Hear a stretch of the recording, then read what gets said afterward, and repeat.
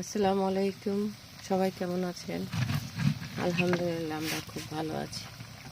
এই তো আজকে আমাদের পাবদা মাছ ভুনা করা হবে।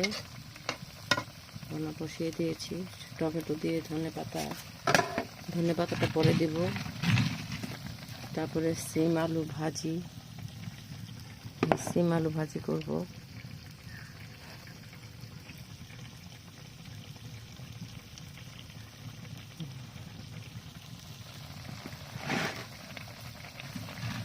তরকারিটা কি করতেছে,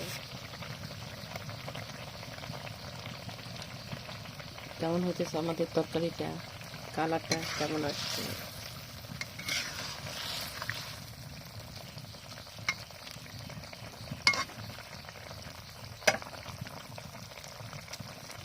সবাই ভালো থাকবেন। এই তো আজকে আমাদের দুপুরের খাবার। সবাই ভালো থাকবেন। আল্লাহ হাফেজ।